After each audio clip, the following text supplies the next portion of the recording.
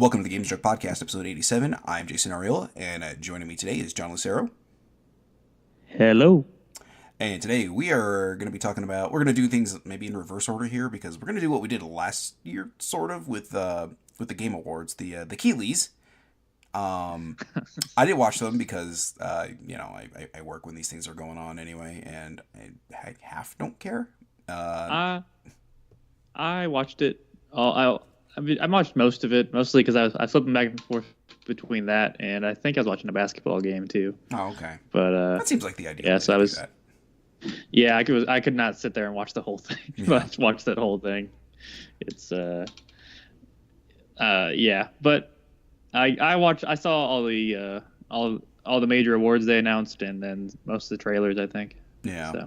So we've got so what we did, if you weren't listening last year, is we went down through this thing, and John listed off the nominees for each category, and I took a guess as to which one won, and I will say failed spectacularly. Yeah, he didn't do so hot. No. There were a few categories that it wasn't his fault. I'll give him that. They were just multiplayer game of the year went to Overcooked and not Overwatch, which the fuck? I think they just messed up the name when they announced it and rolled with it. They had to have. But there is no goddamn way. Nobody's playing Overcooked anymore. Yeah, it came out on Switch. I think it got a little revival when it came out on Switch for a little bit. Threw that in the microwave and reheated it.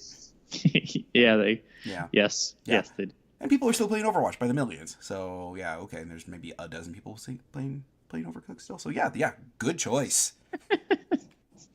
Yeah, I'm not even that big of a fan of Overwatch, and I miffed at that one. Like, what the anyway. Yeah, it's okay. It won Game of the Year. Yeah, it's fine. Yeah. So. Oh. All right, so let's go ahead and go run down these categories and see how I did, or see how I do. All right. I'm starting from the bottom of this list with the least interesting categories. We're gonna skip a few because I don't care about them, and there's no like this one. The first one is Chinese Fan Game Award. What? Okay. The Final Fantasy VII remake for the Famicom. It went to JX3 HD. It's from Kingsoft made it. Whatever it is. Oh, yeah. Okay.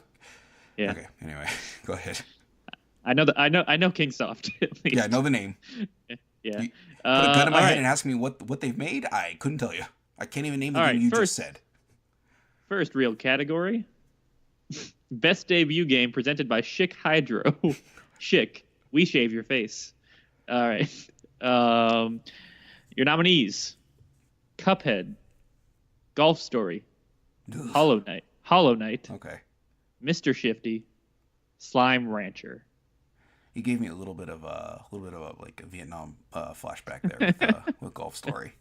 So yeah, I'm gonna say Cuphead. And the winner is Cuphead from Studio MDHR Entertainment. If anybody, if Golf Story gets anything in here, I'm going to be furious. I'm going to flip the.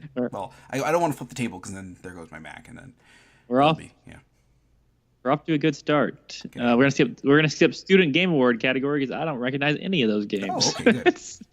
Yeah, we're gonna skip Best Esports Team. We're gonna skip Best Esports Player. The Dude Bros, and then Dude Bro McDouchey? Dude Bro McDouchey Jr. actually. Oh, Dude Bro McDouchey Jr. You know, that's the thing. As you get older, your skills kind of atrophy, and then the younger generation overtakes you. So congratulations to Junior. Yeah, it's very rampant in esports, honestly. Yeah. Like you peak at like 22 or something like that. Yeah. But yeah. Keep in mind, I'm 35 and you're 25.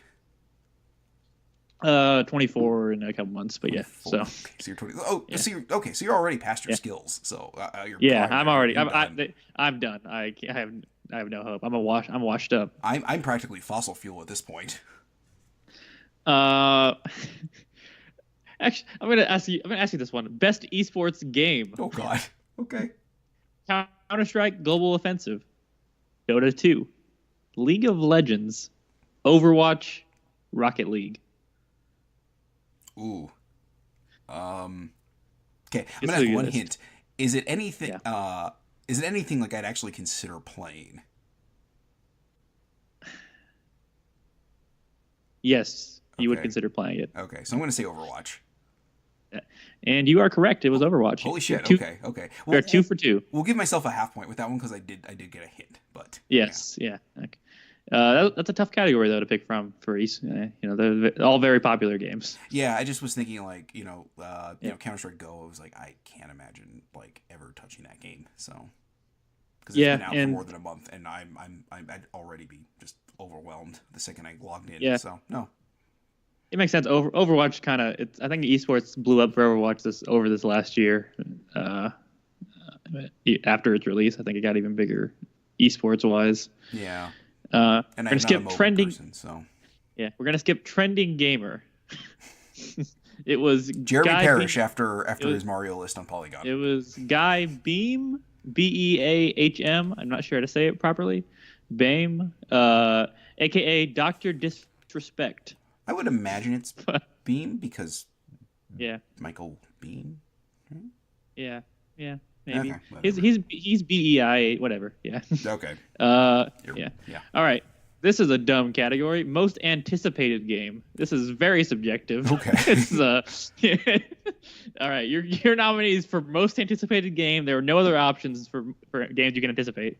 Are God of War, Marvel's Spider-Man, Monster Hunter World, Red Dead Redemption 2, The Last of Us Part 2. Okay. I'm going to narrow it down to Red Dead Redemption 2 and The Last of Us 2. I'm going to go with Red Dead. And your winner is The Last of Us Part 2. God damn it. Okay. I think I would have picked Red Dead 2 also. I was just thinking, it's not, I mean, I know Naughty Dog doesn't put out that many games either, but it's been how many years since Grand Theft Auto 5 came out? Rockstar doesn't exactly put out a game very frequently.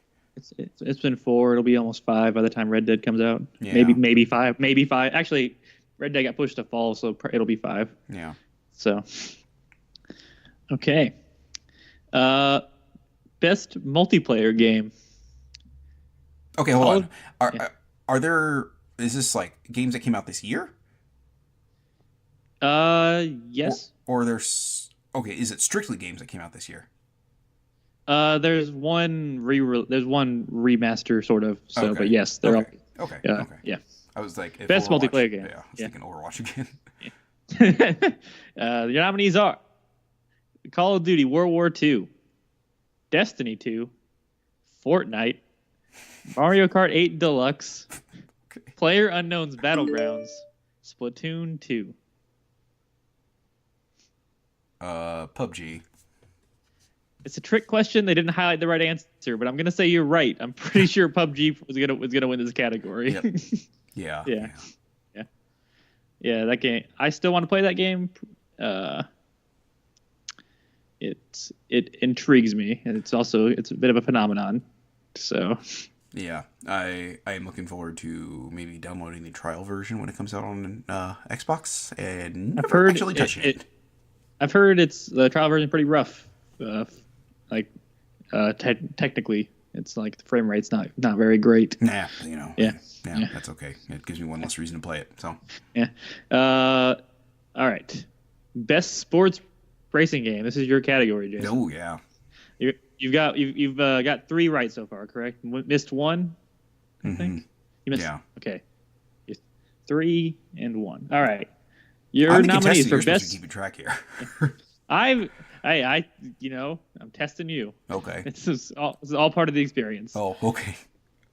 Best sports racing game, because there's not enough to choose from to make separate categories. FIFA 18. Forza Motorsport. Oh, sports / racing. Yes. I thought it was like sports racing. I was like, okay, so. Yeah. I'm sorry. That's actually sports racing is actually yes. Sports / racing game. Yeah. As soon as you said FIFA, I was like, FIFA, okay, hold on. There's a car mode in FIFA. It's called Rocket League. Yeah, I thought maybe it was like the My Player thing, and they had like a sprint mode or something like that. Like, okay, here's where you do your. Would they do like a 40-yard dash in that? I don't know. Anyway, who gives a shit? Okay, go ahead. FIFA. Forza Motorsport 7, Gran Turismo Sport, NBA 2K18, Pro Evolution Soccer 2018, Project Cars 2. I'm gonna go with FIFA. Your winner is Forza Motorsport 7. Okay. That's a very boring category. Yes. Yeah. I miss good racing games. Yeah, All right. I bought or was it Forza 6, and I just did not like the way it progressed. Like, Yeah, I've heard it's just as bad in 7 progression wise. yeah, It's it just just kind not of like good. bumps you to race to race to race to race, and it's just like I kind of preferred where it had just that like checklist, like I guess like the older Gran Turismos, where it was like, okay, here's a bunch of cups you can go race through, and then once you get up to a certain point, you can go past those cups, and then move on past those cups, and then Yeah, erase I them. do. And they didn't seem to do that in Forza 6, so it just kind Yeah, of fell off it real quick. yes. Sim racing games in general just don't do it for me. I miss good arcade racing games. There has not been a good one for a very long time. All right, best strategy game: Halo Wars 2, Mario plus Rabbids Kingdom Battle, Total War, Warhammer 2. I'm gonna 1 second. The fact they never called it Total Warhammer is still the one of the greatest mistakes in game naming history. All right. Anyway, Tooth and Tail, XCOM 2, War of the Chosen. Ooh, okay. I've heard good things about Tooth and Tail, but I don't think that's going to be it. I'm going to go with Mario and Rabbids. And your winner is Mario and Rabbids. Oh, all right. Yeah, I probably would have picked. It would have been between that and XCOM 2's expansion for me. I guess I would have picked Rabbids because it's not an expansion. But yeah, I was thinking XCOM, like that would kind of probably be if Rabbids wasn't in the equation. I would think XCOM would probably have gotten it. Yeah, I've heard a lot of good things about War of the Chosen, and I haven't gotten around to it, but I did enjoy my time with base XCOM 2 when I played it earlier this year. It's hard as shit. That's way too hard though. Yeah, that's what I've heard. Yeah. It's all right. You're up 4-2 right now. Right on. I think I've already gotten more right than I did last year. Yeah, I thought you'd do better this time based on what I remember the categories being. It seemed a little it seemed like the right choice most of the time. Yeah. All right, best family games, which is a weird category. Mario Kart 8 Deluxe, Mario plus Rabbids Kingdom Battle, Sonic Mania, Splatoon 2, Super Mario Odyssey. Give me the first two again. Mario Kart 8 Deluxe, Mario plus Rabbids Kingdom Battle.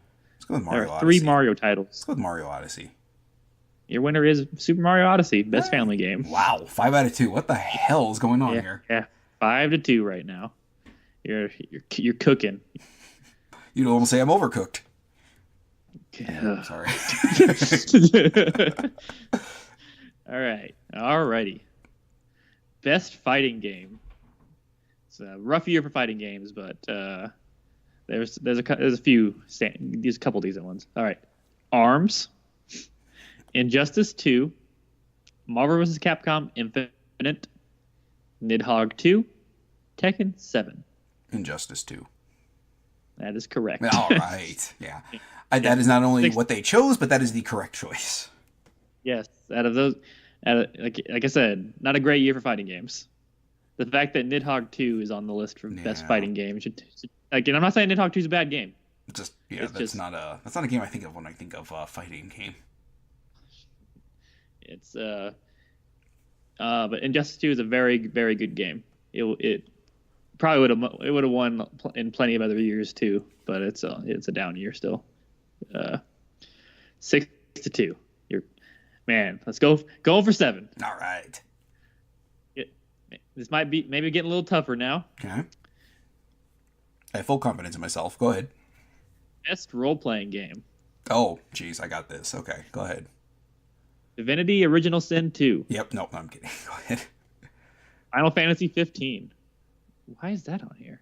It came out after the Game Awards last year.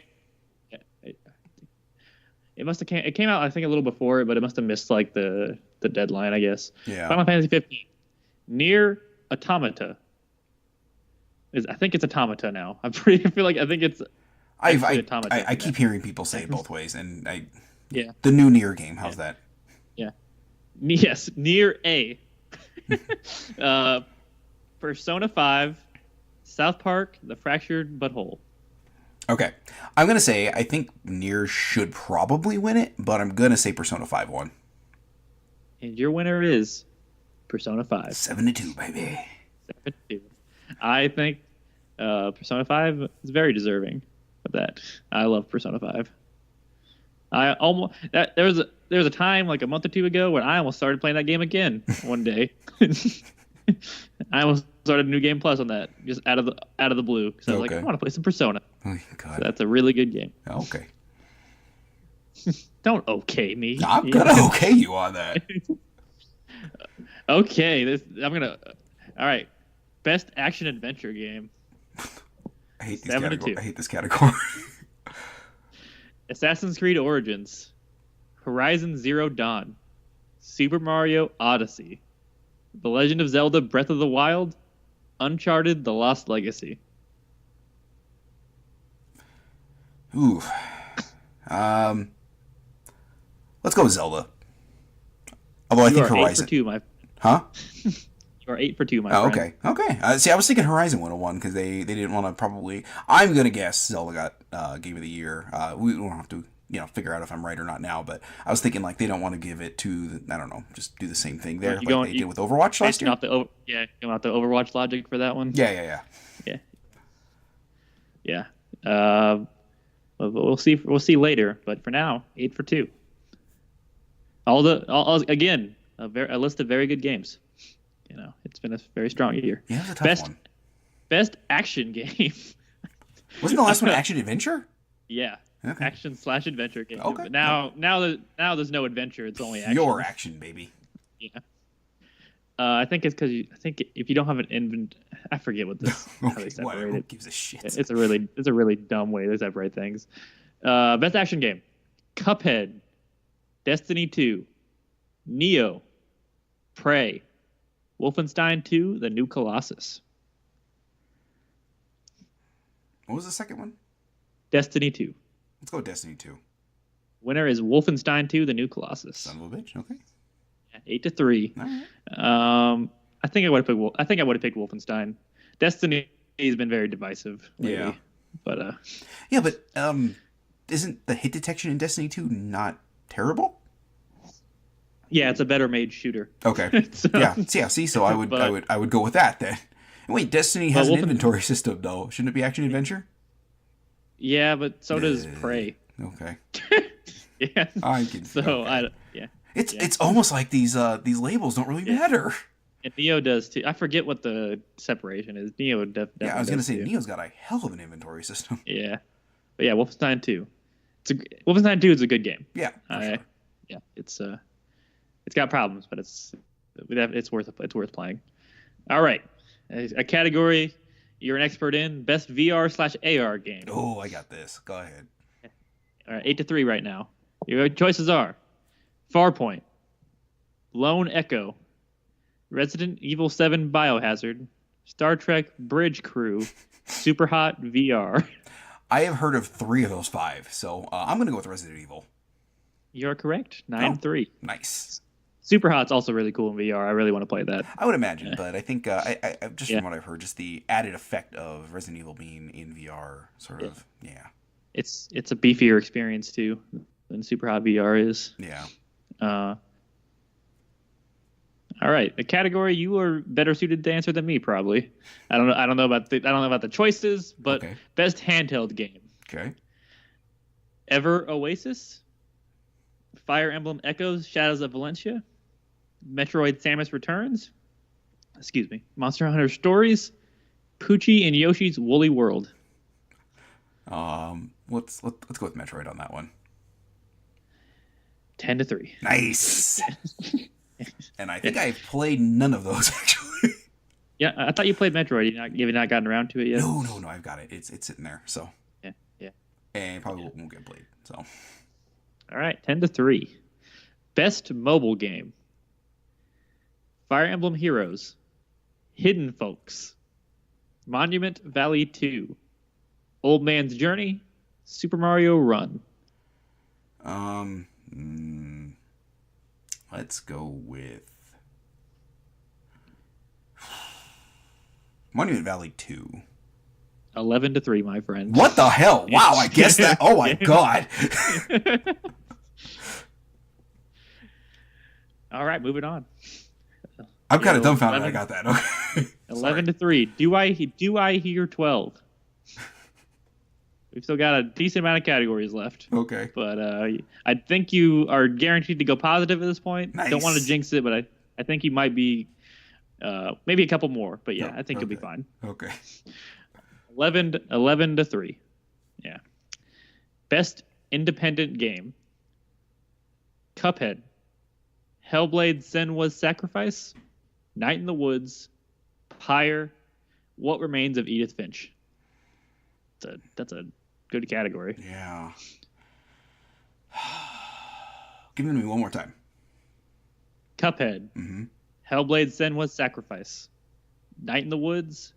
Pyre. What Remains of Edith Finch. I need to play that still. Edith Finch. Let's go with... You know what? Let's go Cuphead again. 12-3. What the God damn it. There's something going on here. I would have picked Night in the Woods if I was voting, but yeah, Cuphead.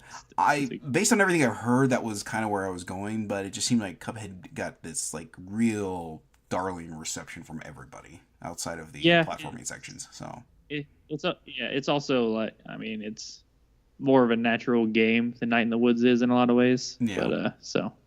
And that art style is fucking a triumph. I actually did play that a little bit, not too much, but ooh man, yeah, it is baffling how good that looks. Yeah, it doesn't make any sense. All right, 12-3. Best ongoing game. Okay. Destiny 2, Grand Theft Auto Online, Overwatch, PlayerUnknown's Battlegrounds. Ooh. Rainbow Six Siege, Warframe. Oh, okay. You know what? I am kind of torn between those middle three there. Let's see. Yeah, those are like the heavy hitters in online shooting of things. Yeah, because I mean, Rainbow Six has had a hell of like a second life basically as that game has gone on. Like, let's see. I mean, Overwatch is Overwatch. I mean, there's really no. God damn it. I mean, and then, you know, PUBG is kind of just this phenomenon. You know what? I am going to go with out of those three, the one I would like to play more, and the one I've actually, well, I guess I've played Overwatch too, but let's go with Rainbow Six. Overwatch is your winner. Okay. 12-4. Well deserving. I mean, the fact that what is it, a year and a half later, that thing is still just cultural zeitgeist. Yeah. I mean, yeah, it gets a free update every month. Yeah. So one comes out Tuesday, which is the day after we're recording this. So yeah, that game is going to be around for a while. And to be fair, PUBG has one map right now. So yeah, the rest of the maps could eat a dick. So about to get two. Yeah. But, woohoo! Yeah. Twice the content. Yeah. 12-4. This is I don't like the title of this category. Okay. I know what they're going for, but I think it's a bad title. Games for Impact. Bury Me, My Love. Hellblade: Senua's Sacrifice. Life is Strange Before the Storm. Night in the Woods. Please Knock on My Door. What Remains of Edith Finch. I'm gonna go with Hellblade. 13-4. Wow. Okay. Yeah. All right. Hellblade is a very, very good game. It's a lot of good choices in there. Life is Strange and Night in the Woods. A lot of good writing in those games, especially Night in the Woods. Life is Strange, not all the time, but you know. And it hasn't finished yet either, technically. So. Yeah, we're almost there. All right, best performance. Ashley Birch, Horizon Zero Dawn as Aloy. Brian Bloom, Wolfenstein 2 as BJ Blazkowicz. Claudia Black as Chloe Frazier in Uncharted Lost Legacy. Laura Bailey as Nadine Ross in Uncharted The Lost Legacy. Or Melina Jurgens in Hellblade as Senua. Ooh. Let's go back-to-back Hellblade.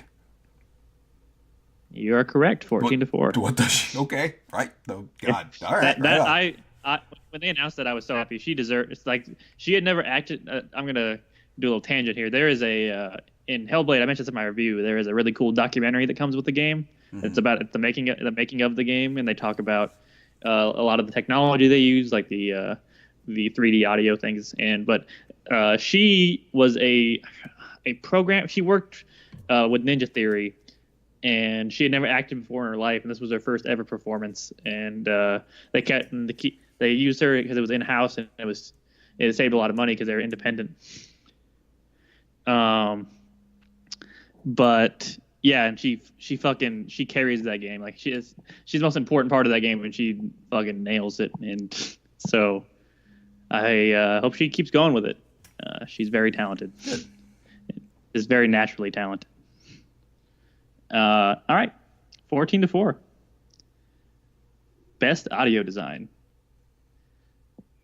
Destiny 2, Hellblade: Senua's Sacrifice, Resident Evil 7: Biohazard, Super Mario Odyssey, The Legend of Zelda: Breath of the Wild.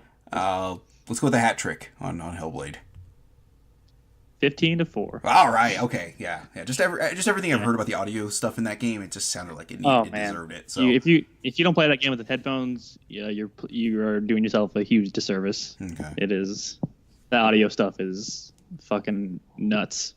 It's so good. But yeah, 3 awards for Hellblade. It's a game that cost $40. Was it $30? 30. Yeah, really. As a big Ninja Theory fan, I'm glad they're getting some recognition. That is a game I think I'm gonna have to get around to playing. Absolutely, it's well worth it. A category near and dear to your heart: best score / music. All right, easy. Lacrimosa of Dana. That's the not on the list, strangely. Oh God, this. You know what? I think they just have to keep Falcom, South Team, JDK out of these things. Otherwise, it would just win every year. Just not fair. Best score music: Cuphead, Destiny 2, Nier Automata, Persona 5, Super Mario Odyssey, The Legend of Zelda: Breath of the Wild. Look, I like Legend of Zelda: Breath of the Wild enough, but man, that soundtrack, I can't remember much of it. So I've been playing it recently, so it's very minimalist. It's very good. It's just I would never like name it my favorite soundtrack by any means. It's just very yeah. You know what? Let's go with Nier. 16-4. Nice. Okay.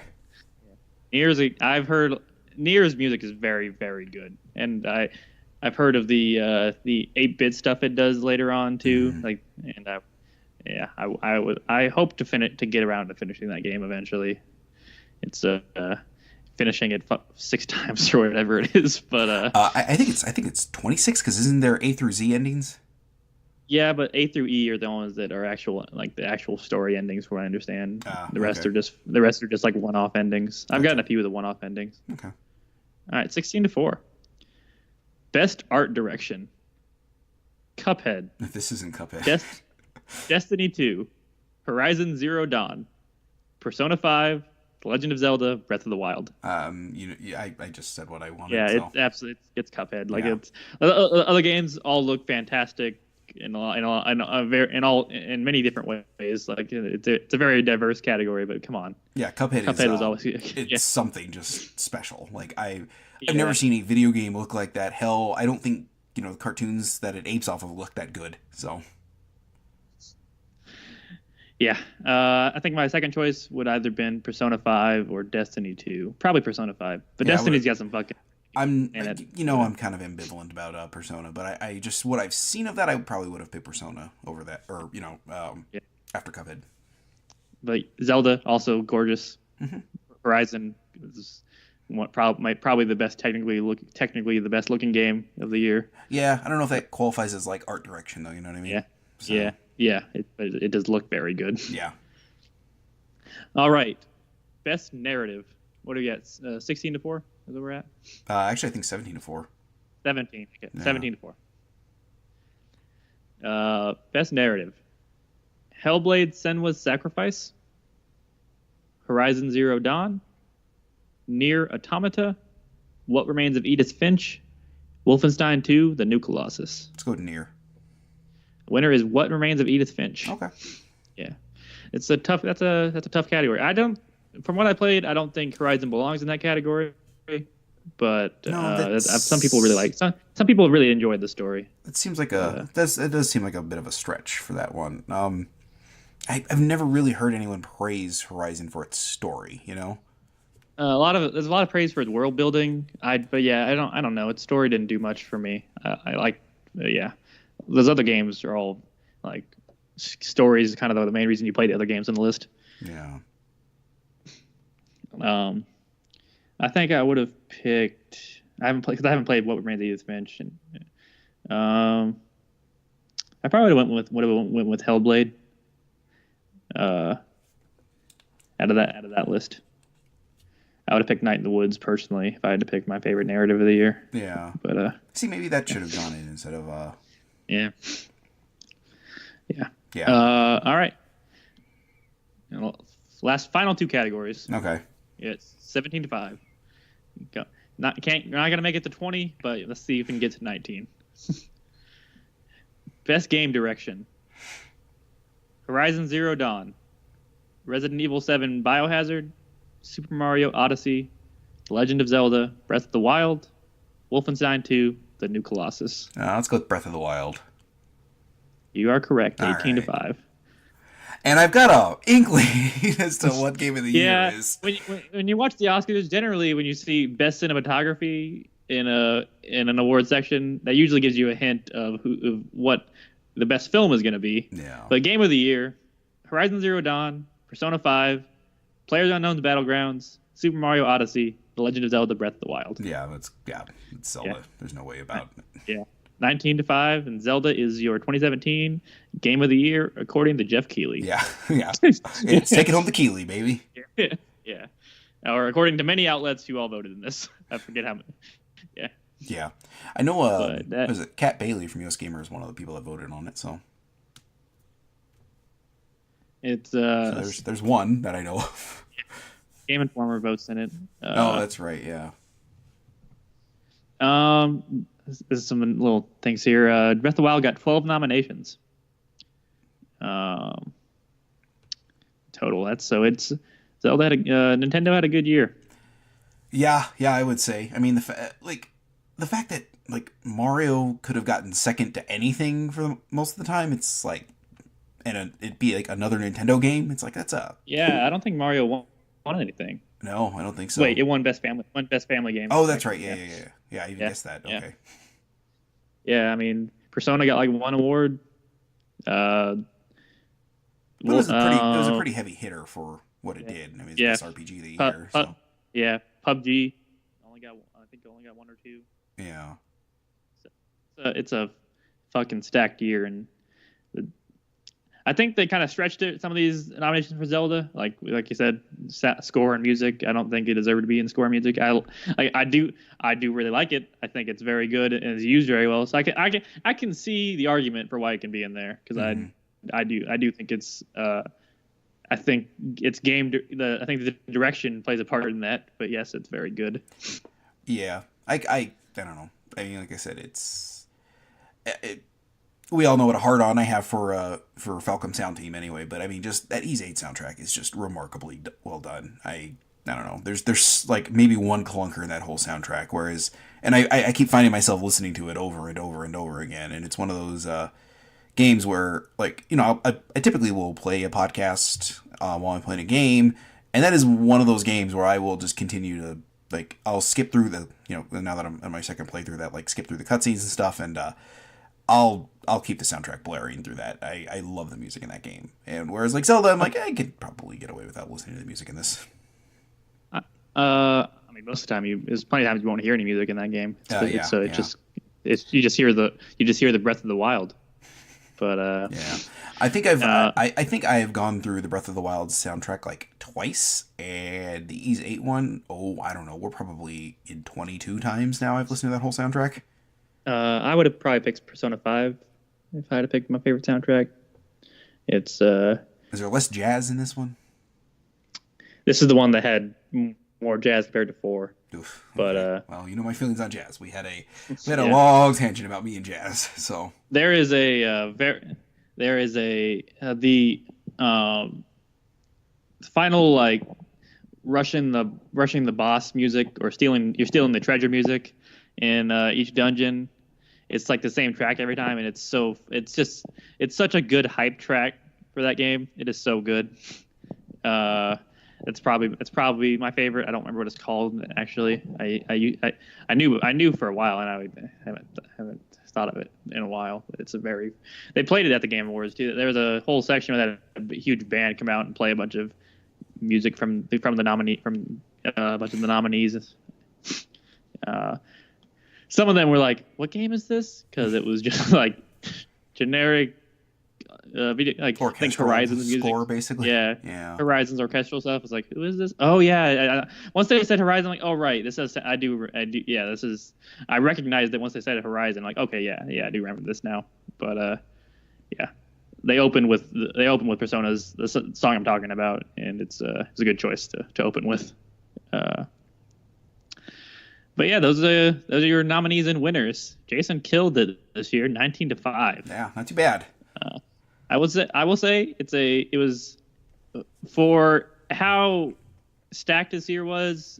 I feel like the categories themselves weren't too hard to pick the winner from. I think all the games had very clear strengths, and yeah. Overall, I think generally the right games got nominated for things too. It's not a bad list in my opinion. I would have picked a few different winners. I would have given Night in the Woods a few more things, but yeah, other than that, yeah. There's a few games I feel like got omitted, but I don't know. It's like I said, it just what were the best soundtracks again? Give me a second. A lot of Western games, I want to say. No, mostly Japanese. Okay. Cuphead, Destiny 2, Nier Automata, Persona 5, Odyssey, and Breath of the Wild. I like Cuphead, but man, I do not dig that style of music. Yeah, but it is such a key part of the style of that game too. It's best score too. Like it's not just necessarily like your favorite music in the game. Like it's kind of how the music is used. And it also goes into audio design, but audio design is also a little different. But yeah, if we were to go like audio design out of those games, I would think honestly I would go with like Breath of the Wild on that. Yeah, they had 5. And that got nominated in that category. But Hellblade won, which it deserved. Yeah, but absolutely. Yeah, it's just a matter of like those 5. I would have went with Breath of the Wild just because the use of the music was very well done, if a little sparse and not particularly memorable. But I think when it was interjected, it was done well. And like the use of the sparing use of like the classic Zelda sounds to where they always felt special when they happened, like the opening a chest or finding or in you finished a shrine or found a shrine. Yeah. But it's I mean, there's a reason that game won Game of the Year for year. It's well made in 27 different ways. Yeah. But yeah.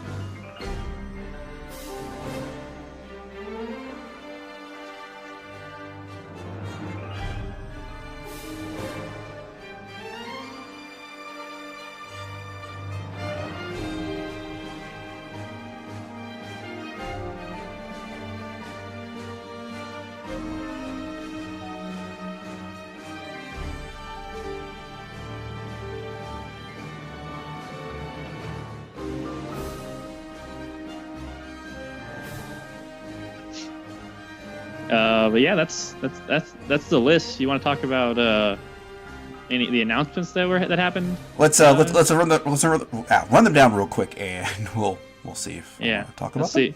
Let's see. These are all the trailers that were shown. Some very short, not really much to talk about. Some we could talk about for a little bit. There's a World War Z game on the way. I don't really care personally. Okay, don't care. Move on.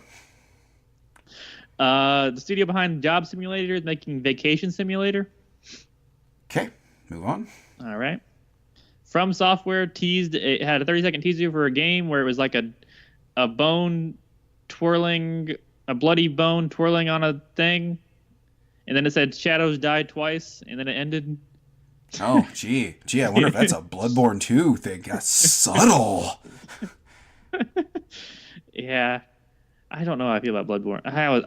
I'm like not as up on Bloodborne as a lot of people were, but anyway. After that, from a creative Firewatch, End Valley of the Gods was shown. It's two women exploring some Egyptian ruins, and it very much has that kind of like that Firewatch art style. Okay.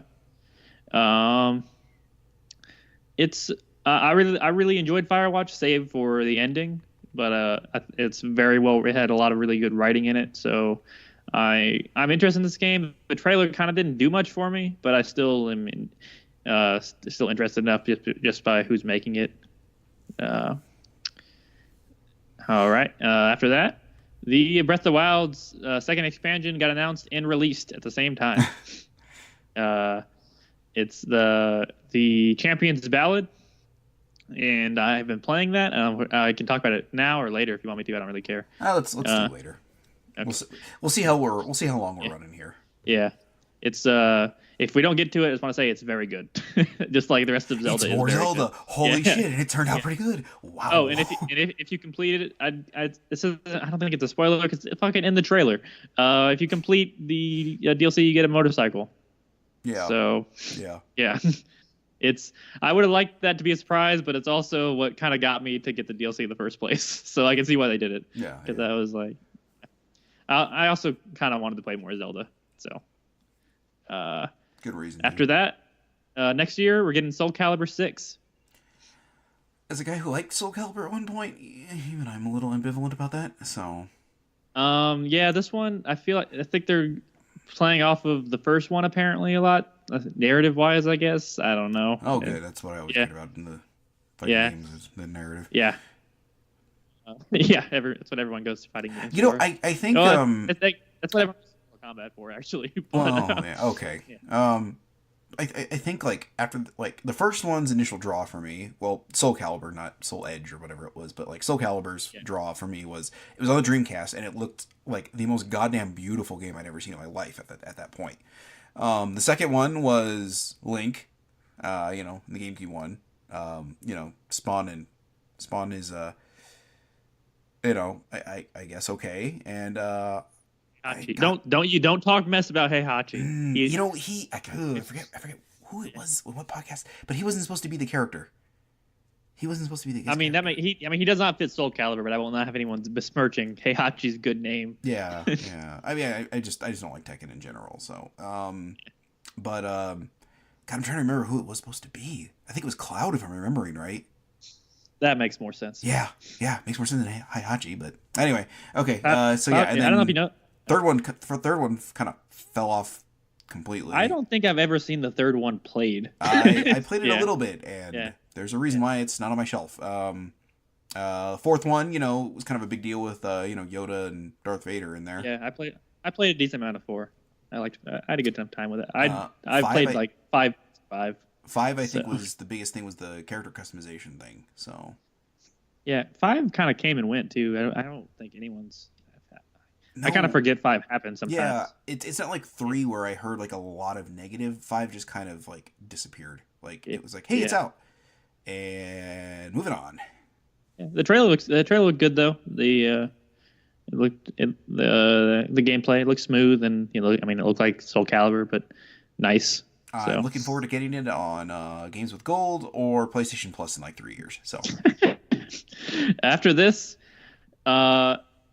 Bayonetta 1 and 2 coming to the Switch on February 16th. Jason, you know what February 16th is? I'll give you a hint. It's my birthday. Oh, no shit. Yeah. Also, Black Panther comes out that day. I'm going to have a good birthday. So I don't even know if we'll be able to get you on the podcast after that, because it'd just be like, just. I'm finally going to get to play Bayonetta 2, and I'm so excited. Yeah. Also, and after that, they announced Bayonetta 3 as existing. They just kind of showed a 3 and then said it's coming, bitches, basically. Yeah. But isn't that a Switch exclusive? It is a Switch exclusive. And I have a Switch, so I can actually play it. I can play Bayonetta 3 now. Yeah, I'm kind of curious if they're going to do the since it's going to be on a Nintendo platform again. If they're going to do like the Nintendo crossover thing again. Yeah, I'm sure there will be some costume stuff. Yeah. Sorry, I should have elaborated. I guess I mean on 2, if they're going to bring back all that stuff they had on 2. Oh, yeah. I mean, I think I'm sure they will. I can't imagine. So is it just on Switch, or is it coming to PS4 and Xbox One as well? I believe just Switch. Okay. Yeah, and it's coming. It's I think it's 60 frames a second now. I don't remember if it was on Wii U, but I think they said 60 frames a second, like it was important, and not just expected.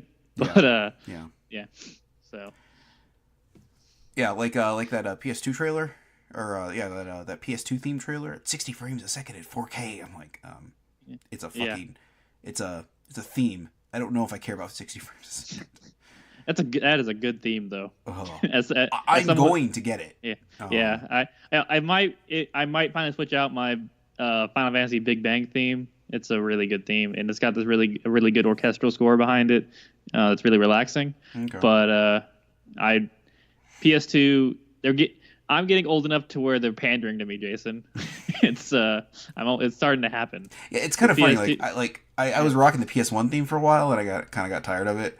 Yeah, and I did too. I liked the startup sound. The PS2, I don't like you said, it's definitely pandering to like your generation and a little bit between mine and yours. Like it's because it definitely doesn't have the same nostalgia for me. The PS2 was like sort of like one of my first systems, like close to being an adult. I was an older teen. I was like 19, I think, maybe 18 when I got it. So it was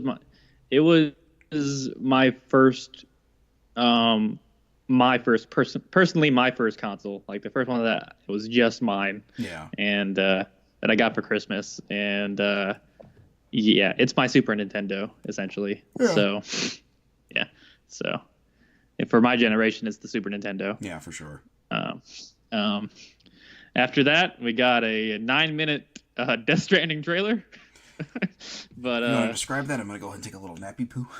All right, I'm gonna describe every frame of this fucking. Okay, it's weird. Of course, it's like there are like invisible monster men, and Norman Reedus is there, and some guy rapidly ages because of the air, and then mud monsters start taking him, and then he gets shot, and then like a giant thing comes up, and this guy tries to kill himself, but he can't. Oh god, you're gonna have to yell in your microphone to wake me up here in a second.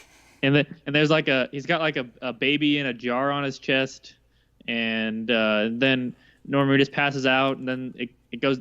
We zoom down his throat, and there's a baby in his throat who gives the thumb. On Pokemon Go. And the baby gives a thumbs up, and then there's the guy floating off in the distance, kind of like Psycho Mantis looking guys, and it's a trailer, and there's no gameplay. So they keep giving him money, and I'm okay with that. Yeah. Somebody needs to rein that fucker in. God, this game is never coming out. I want it to be the last game he ever makes, and I want it to be. I want it to feel. I want it to feel like the last game Kojima ever made. You know what? With as much money as his budgets keep going, and the length of time it takes to make them, and it's not that they don't sell well, but the cost of recuperation, maybe it doesn't happen. Maybe it might be. Maybe people. Yeah, I really get the feeling. I really get the feeling this is gonna be the last one. His last game. I really do get that feeling. That would be. And it would be a shame, but it also seems fitting that from everything he's shown at this game, that this would be his last game. because this seems like it's good. This is pure Kojima. So anyway, the next trailer, actually one of the more clever trailers I've seen in a while. It actually got a decent laugh out of me. It opened with like a guy slowly walking through like some ruins, and it goes from the makers of The Vanishing of Ethan Carter. And I'm like, oh, and I'm like, that's all right. I guess I'll watch this walking simulator for a bit and see how emotional it is. And then it goes, and then he pulls out a gun, and it goes, also the makers of Gears of War and Bulletstorm, and then it turns into a shooter. What the fuck? And, so called Witchfire. And I was like, okay, game, you got me. Okay, that was pretty good. Okay. It kind of gave me a Painkiller vibe, actually. Okay. In terms of like kind of lost me when you said Painkiller, but okay. When I watched it, I was like, it kind of reminded me of like a Painkiller, but like it looked good. It didn't look like a bad game. Okay. It's I was intrigued. You should watch the trailer. It's pretty good. There's some good timing in that trailer. After that, was A Way Out. This is that co-op Prison Break game. You remember that from E3, I think? Yes. But before that, the director of the game came out and had like a drunken or coked out rant about the Oscars, and he also in loot boxes, and he shit on EA, and he kind of shit on EA, even though EA is the one publishing this game. So I believe was publishing this game.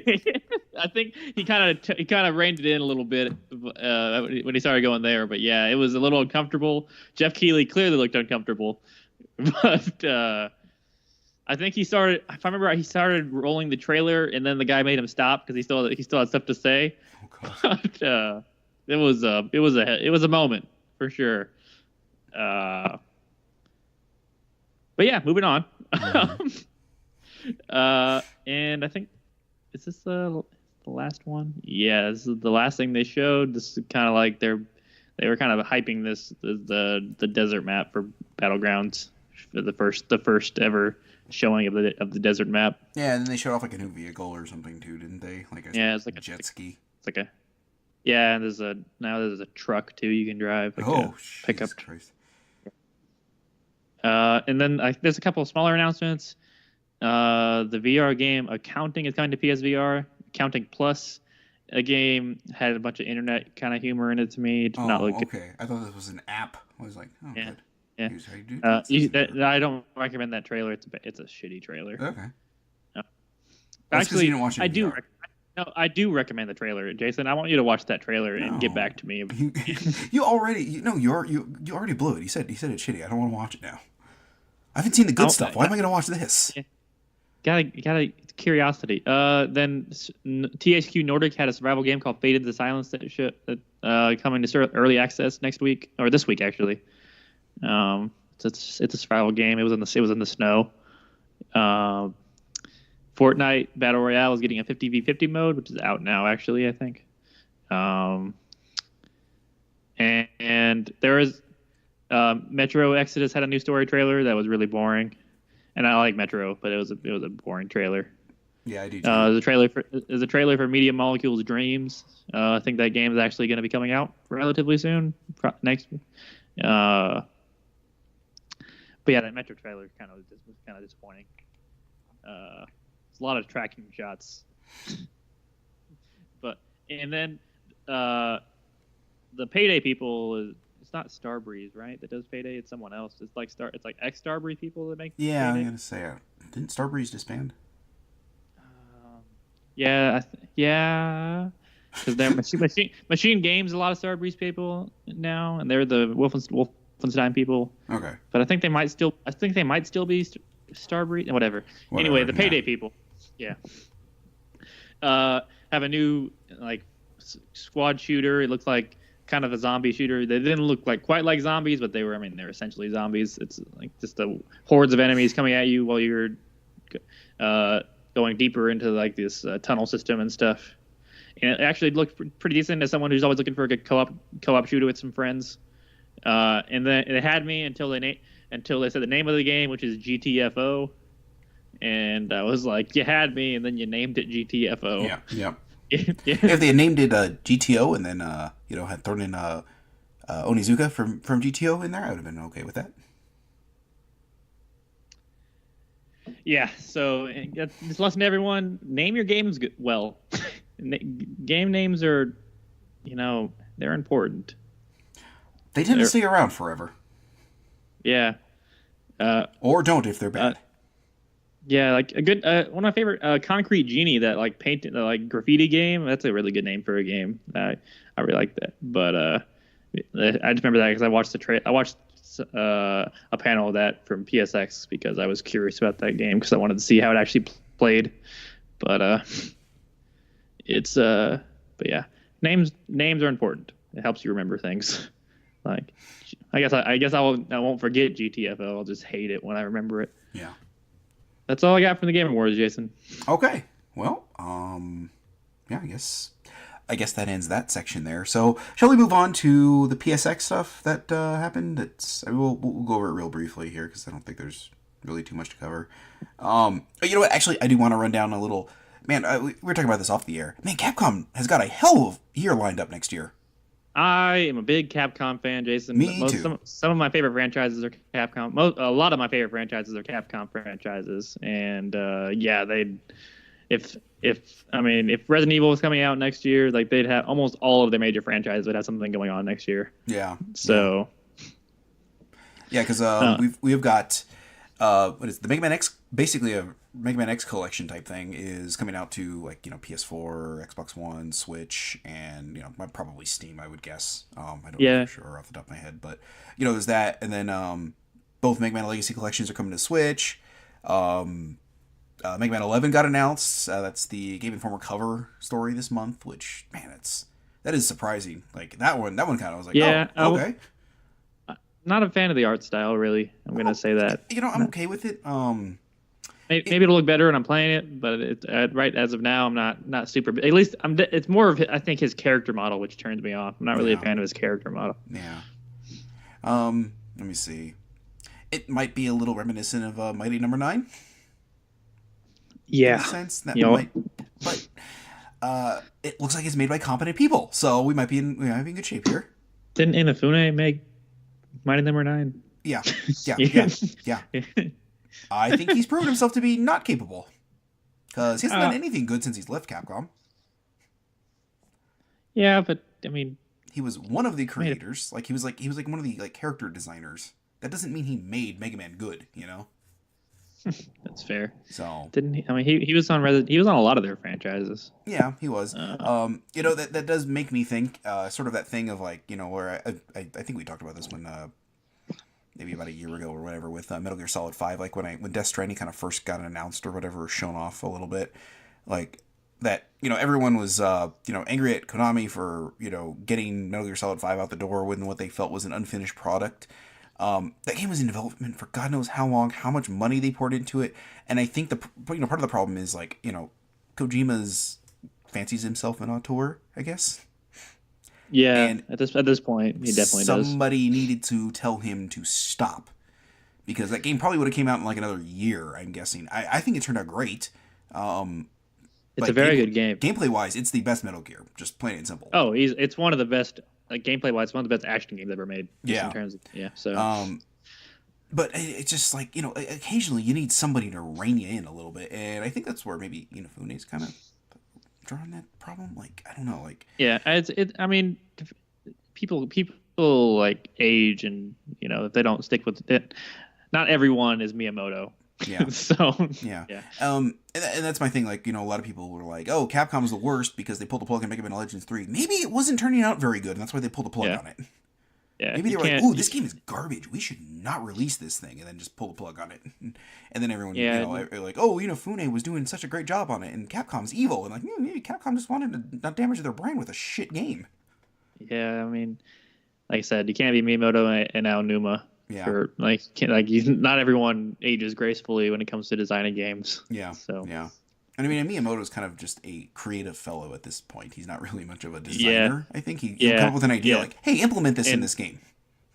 Yeah, same thing with Aonuma, but they're still like I said, they aged gracefully. Mm-hmm. So Yeah, but because but anyway, yeah. Anyway, go ahead. yeah, I was gonna say, let's get back on the Capcom thing here. Yeah, because then they announced a Street Fighter collection, which is seems like every Street Fighter up until Yeah, or up through 3. damn near every Street Fighter game ever made. It's like the original Yeah. Street Fighter, and then Which it's is got the alphas, and it's got like every iteration, I think, of 3 in there. It's just like, holy god, that is a hell of a collection. I mean, like Gore and I were talking about this before you jumped on playing Monster Hunter World with us. Like, he's not a big Street Fighter fan, but it's like, that is a cool collection. Like, I mean, throwing all that in one like set, that's a lot of Street Fighter. That is a good bang for your buck. Yeah, I'm a Street Fighter fan. I'm not very good at it, but I like fighting game. I like me some fighting games sometimes. So, yeah.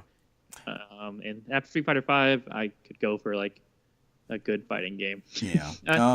That's not fair. Street Fighter 5 is when it comes to the actual fighting, it's a good game. Yeah. But anyway. Just didn't do it for you. Yeah, I played it for a good couple weeks, and but yeah. Anyway, keep going on. Yeah. And then Devil May Cry collection, right? It's a they're re-releasing this. The remaster. Devil May Cry HD, more HD. Yeah, the HD collection. Yeah. This time with more HD. It is one classic, one genre creator that hasn't aged super well, and one bad game. Devil May Cry, the first one is more of a novelty at this point because it literally created the genre, and because it did that, it has been iterated upon in many ways that improved it. And Devil May Cry 2 was released, I believe, actually 2 years later, maybe just 03. I think the original designer or somebody didn't work on it. Yeah. Who did the original Devil May Cry? There were some changes to it. They kind of changed the tone of it a bit, and Devil May Cry 2 is a mess. It is. I've heard it's very pretty. Am I right? For its era, I mean. I feel like it's hard. I don't remember if I haven't played it in a long time. Okay. And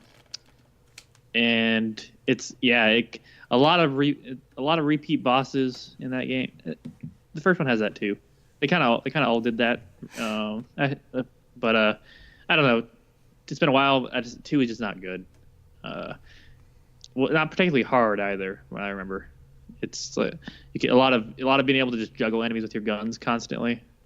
It's and then Devil May Cry 3, some consider the finest in the entire genre. It is a very good game. It is a very hard game, and that's what people tend to go towards it because the skill cap in that game it's not for the faint of heart. It's and they had to re-release it. Not for the people who are going to be dedicated to it. They had to re-release it and create a new normal mode, which is basically easy mode, because the original normal mode in the game became hard mode. Okay. When they re-released the I think it was the Dante Must Die edition. The normal mode in that game was actually essentially easy mode. they just kind of moved the normal to hard mode because people were just not having the best time with the difficulty. But yeah, it's my second favorite Devil May Cry, which is blasphemy, and I feel in a lot of fans took a lot of fans' ears. I like the reboot. It's one of my favorite games ever made. But it is 3 very good. But I think the most exciting part about this, and they also didn't do 4 because they already released 4. You can get that right now. Yeah, I was gonna say that's already. Yeah, that and DMC are both. They're both on the PS4. Yeah, very good, both very good ports. DMC's actually adds a 60 frame, actually ups it to 60 frames a second, which is a big complaint when it first came out. So it was only 30. It was locked at 30. And added a few cool modes. It's a really good remaster. Yeah, I was gonna say. Well, I mean, I don't know. I don't have a big problem with the 60 or the 30 frames a second thing for the previous generation because they preferred stability performance, over potential dips. Yeah, it's just because those games are heavily timing based, and frames count a lot in those games. They have a lot of roots. They have a lot of roots in fighting games. So yeah, yeah, like I said, frames are important. But anyway, those are both good ports. This I still recommend the HD collection. One really good game, and then just seeing where the genre started. And also a lot of rumors about 5 coming out, which I really want 5 to get announced really bad. I just want. It'll be 5 years since the reboot came out, like next month. So that's the last time any Devil May Cry came out. That's been a while. Yeah. Yeah. Yeah, I'm not a particular fan of the series or the genre in general, just mostly because I'm not that great at it. So, but yeah, it's cool. It's cool to see that come out. So, yeah, that's about all I have to say about that. Yeah, I mean, Capcom really swinging for the fences, and I mean, I don't know when all this stuff is coming out, but man, let me tell you that the Mega Man X collection just for 1 and 4 alone, like I am super excited because Mega Man X is probably one of my top 5 video games. I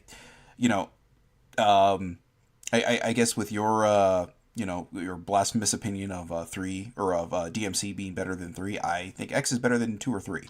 So. Ooh. I feel like that's way less of a crazy opinion than mine, but yeah, that's still like among Mega Man fans. That's people. It's generally goes down between 2 and 3 as their favorites. X is like, head and shoulders above both of those, in my opinion. So okay. I don't have a lot of experience with the X games, honestly. I played a lot of them, but I think Mega Man X1 there is just like no weak part in that game. I cannot think of a weak part of that game. 2, there's a couple bosses in the Wily thing that kind of bog it down a little bit, but I don't feel like there's anything in the original X that bogs that game down. It's just a great game. That soundtrack is killer. It controls are just perfect. It did everything I wanted Mega Man to do, and it's held up. I mean, God, that game's got to be 20 something years old at this point, and I still couldn't go and play that thing just any day. Gotta be almost 30 years old at this point. Maybe, yeah. At least probably like 25 years old. Yeah. But yeah, the game is remarkably done, or remarkably well done, and it's held up. I really like the X art style. I'm really a big fan of the art style. I'm a little less enthused about 7 and 8 being part of the collection because, woof, talk about novelties. Yeah. Those are an example of how not to make 3D games. Yeah. When Mega Man X4 came out, it really showed off like, okay, here's what a 2D game can do with the extra horsepower of a PlayStation. I wonder if Command Mission's coming out with this too. Oh God. Oh please no. I think it'd be cool if they had like the Battle Network games too. Those would be cool. I like the Battle Network games. Yeah, I mean, do that in a separate collection. I'm just saying, like putting Mega Man X Command Mission in the X collection. I mean, I don't know. Like I would think like maybe somewhere in one of those like legacy collections they would have thrown like Mega Man Soccer in there because Yeah, this is Mega Man's 30th anniversary. Yeah. Next year. Or this year? It's this year. I think it's this year. Yeah. Yeah. So. Oh yeah, and then Monster Hunter World coming out this year too, and we screwed around with the demo a little bit. It seemed fun. I don't really want to talk about it too much because we didn't get really much of a. Seems like seems like big budget Monster Hunter to me. Yeah. From what I've played, from the little I've played of Monster Hunter before this, I've always kind of liked the idea of Monster Hunter, but I didn't want to play it on handheld.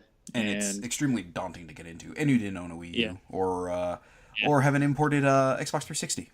Yeah, so I guess I could have played on PS2, but I didn't do it then either. Yeah. So my younger brother-in-law did that at some point. Like he got I think he got the original. Yeah, it must have been the original Monster Hunter. Like when it came out, and I just remember him like showing me you could cook meat on a spit, and I was like, oh, that seems cool. And that was the end of my experience. So yeah, I played a little on the Wii U, and it just didn't do it for me. I mean, I played it for like, I don't know, 3 hours, 4 hours, and apparently it's one of those games you need to put like 15 to 25 hours in before you really get the hang of it, and Daddy ain't got time for that. So yeah, it was fun playing co-op though. That's how that game's supposed to be played. Yeah. So yeah. We truly did communicate very, very well on how we wanted to attack the monster. Yeah. Hit it in its asshole. Yeah, a lot of that guy yelled. That guy yelled a lot. Yeah. It's funny that happened before you showed up too. I was using a certain weapon, and I was just like joking with Gore that I was like, "Hey, I'm gonna stab in its asshole."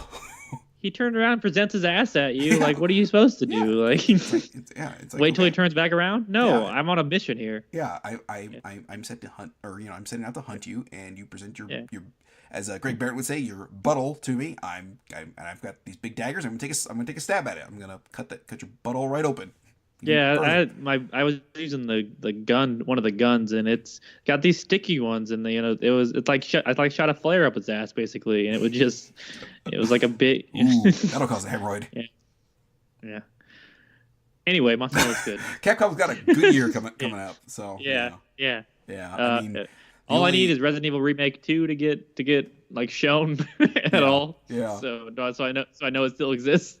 Yeah. But I can't. I'm trying to think of like anything else like top of mind. Like, I don't know. I mean, if you want to start going like B tier Capcom, like Beautiful Joe or something like that. I mean, Okami HD is coming out this year, and that's a decent Zelda game. That's about 8 hours too long, but. Dead Rising is an Xbox thing basically. So yeah, but, I don't think we're gonna see another Dead Rising for a while, but. Yeah, I don't know either. Because 4 kind of came out and didn't really land commercially very well, I think. It just came out on the PS4, so let's see if maybe that picks up a little bit. Did. But I think we had talked about this. I think it was like you, me, and Brittany. We had talked about like I actually really liked 4 quite a bit. Like it might be my favorite Dead Rising, and it didn't do very well because it was on the Xbox One, and it came out kind of when the Xbox One was still very like not a joke, but a joke. So yeah, but I've never really been a big Dead Rising guy, but it's one of the few Capcom franchises I don't like that much. But it's completely understandable. I mean, for me, it was like sort of a technical showpiece for the 360 when it first came out, and I just sort of I skipped the second one for the most part, played the third one, I'd say a fair amount, and then the fourth one I just really latched onto. Like probably honestly, like the most progress I ever got in a Dead Rising game was the fourth one. Like I got maybe halfway through it, I would say. So yeah, because that first one had that like roguelike thing where you would just yeah. You could see a new Lost Planet. Maybe doing the trilogy, doing another. Oh my god, HD. I don't think that. I guess. I mean, they did HD that Deadpool game, so I guess anything's possible. But I'm looking at just Dino Crisis. I would like a new Dino Crisis. I know you don't care. Onimusha would be a weird one to bring back. You know what? I would like that series remastered. I mean, let me see. Was it 5 games came out on the PS2, and I don't think we haven't seen it since. Yeah. It hasn't been one since Blade Warriors, which was like the Smash Brothers game. Yeah. Which is Dragon's Dogma. One of your favorites. Yeah. It's a Capcom game. Yeah. There's a second one out in Japan that we haven't gotten. One of the 75 Breath of Fire games. Not a big fan. Yeah, I'm not. And you Ace Attorney. I mentioned I would love that to be on the Switch. Like not just like the original like Ace Attorney trilogy, like the Phoenix Wright trilogy, but like the last 3 that have come out. Like I think 3 on the 3DS that I just haven't gotten around to playing because for whatever. Never played any of them. So yeah, that honestly like that was. My brother is the one who sold me on a DS initially because he had Phoenix Wright, and he was like, "Hey, watch this," and he would press the Y button and just yell like "objection" into it, and it was like "objection." I'm like, "Holy shit, that's cool!" So, and I played it, and it's at least the first one. The first 3, they're very well written and they're funny. So, I mean, some of the logic leaps are a little weird, but I remember like this one with like a like a plate with a bone on it was like one of the things you're supposed to present as evidence. I was like, this doesn't make any sense here. And like I said, the leap in logic in Phoenix is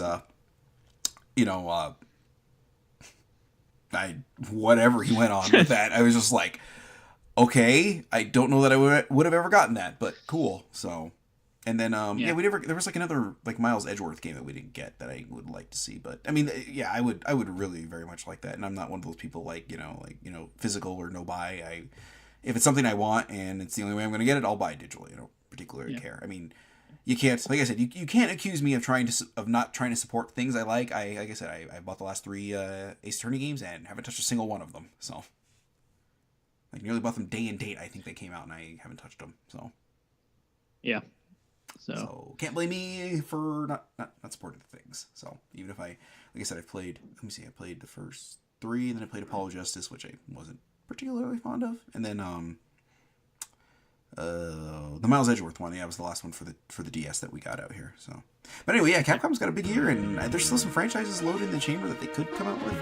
I could see Ace Attorney coming, because there's a few of those that came out on like iOS devices, and probably Android too.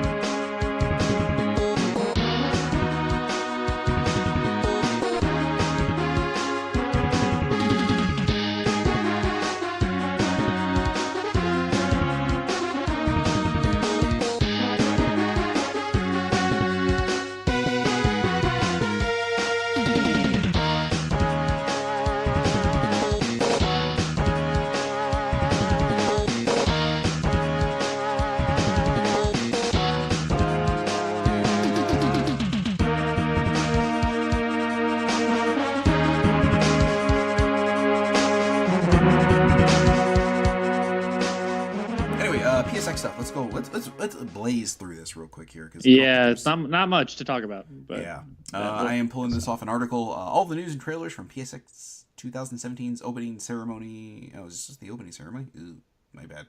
Anyway, well, if I miss anything big, you be sure to chime in here. This is from IGN. So, they showed some of that Mutant Molecule Dreams game. Don't I really care.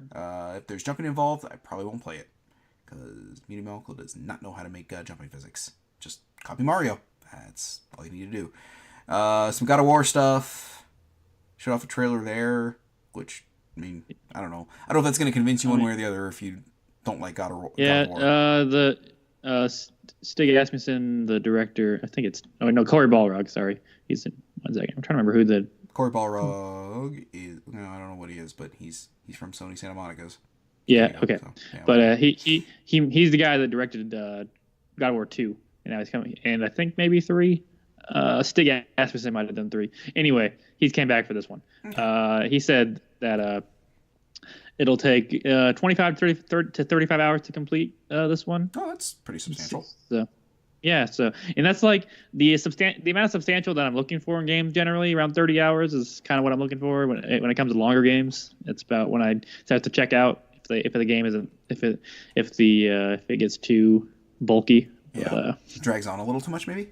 Yeah, there are plenty. I mean, there are plenty. That's the guy who's going to play Persona 5 again. I said there's plenty of exceptions, but it's like that's kind of generally a sweet spot when it comes to longer games for me. Yeah, I agree. I think like 30 hours is about my limit for stuff that I don't just like completely fall in love with. I mean, Ys 8 was about 40, I would say, and that's a game I could go back and play multiple times. So anyway, God, I don't even want to acknowledge this. They showed off a little bit of Detroit Become Human, and I'm sure it looked like ass. So can't wait to play that with you. It's gonna be great.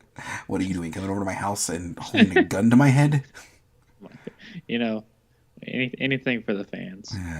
Let's see. Might be able to change your name on PSN.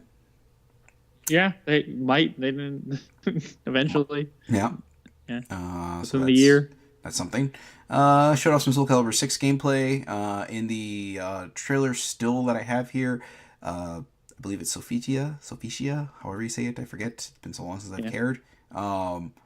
She looks like Pinello from Final Fantasy 12. Or yeah, Final Uh, Fantasy 12. yeah. The still I had earlier was Mitsurugi. I think I think the first trailer was them fighting, if I remember right. Okay. So. Oh, one thing that made me think maybe I should get Monster Hunter World is the Mega Man in there. Oh yeah, when I saw that, I'm like, there's no way. And then it's literally like your Palico, your cat friend, Dresses up like which Mega is a Man. great pun. Which is a great pun. But yeah, it's just blocky Mega Man, Yeah. which is pretty great. Yeah. So, That might convince me to get it. I don't know. We'll have to see. Let's see. There's some VR stuff. Last Guardian's getting VR. I swear I've seen the PSVR used for like $180 at GameStop now. That might be low enough that you think about getting it. I have two friends that literally just got them. Oh, okay. So yeah, they've been enjoying it. I don't know. I really do want to try Resident Evil 7 in VR. I'm not being drawn to it super well because I already beat it twice. Yeah. But all the DLC's coming out very soon, isn't it? The last bit of it. Yeah, I think tomorrow. If not, I think about it. I should get on that. Yeah. I actually did pick it up and I bought the season pass. It was I think like the main game for like $22 or something stupid like that.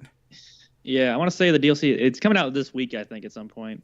I don't quite remember the date. And the 12th the season pass was on sale on Xbox Live, so like I bought the season pass and because it was on sale, and I was like, well, I guess I'll get the game. And then I think like a day later, like it went on sale at like Target for like $20 or something like that. I was like, well, there we go. Yeah, so it's a really good game. Yeah. But yeah, Last Guardian, Wipeout, and other PlayStation VR stuff coming out for PlayStation VR. So, yep, that's something. Medieval Remastered coming up. There's a 3D platformer thing I don't care for. Yeah, I haven't thought about Medieval in a long time. I used to play the demo a lot because I think it came on one of those Pizza Hut demo discs. Oh, okay. Yeah, so yeah, I remember those. I have a lot of Pizza Hut demo disc memories. So when it comes to nostalgia, that's something I have nostalgia for. Yeah. But I used to get the PlayStation Underground discs a lot. So. Yeah, demos are fun. Giant Bomb has a cool series called Demo Derby where they play old demo discs. If anyone's ever curious, if anyone out there loves demo stuff, those are really cool episodes that are basically just time capsules. That'd be kind of. They're really they are really really cool. They're really really some of my favorite content they do. They're really great. Okay. Yeah, I think that's. Next, let's see. Mark Cerny said Death Stranding makes sense after 45 hours after he played it. After how many? 4 to 5 hours. Oh, I thought you said 45. I was like, what? Yeah, he says the Death Stranding trailer makes sense after playing 4 to 5 hours. That's what he said. That's too much for me. So, Knockout League revealed for PSVR. Yeah, great. What was that Concrete Genie game you mentioned?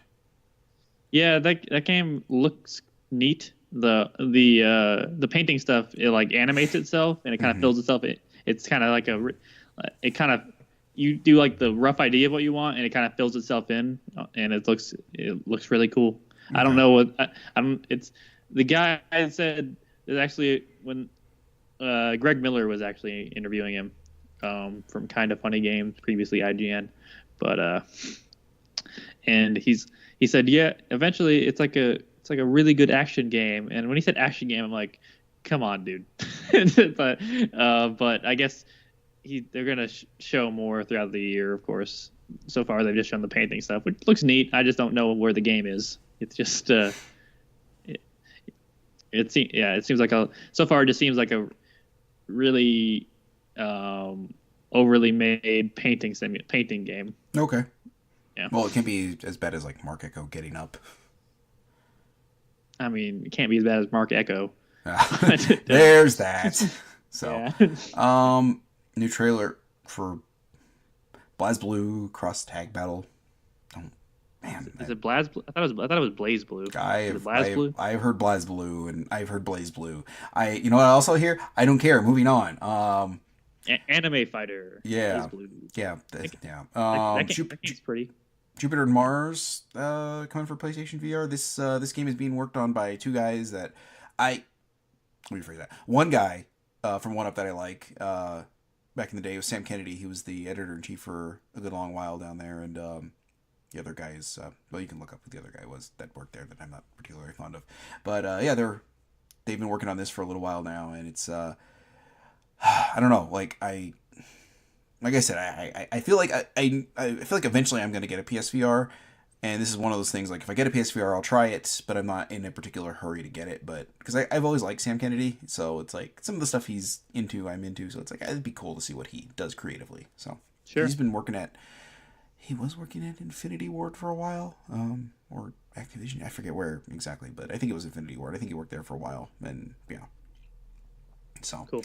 anyway, Donut Country coming to Yeah, PS4. I saw like a GIF of that game. I don't know. I don't think I didn't really see anything from it. Oh, What is it? Here we go. Physics adventure game where you control a hole in the ground.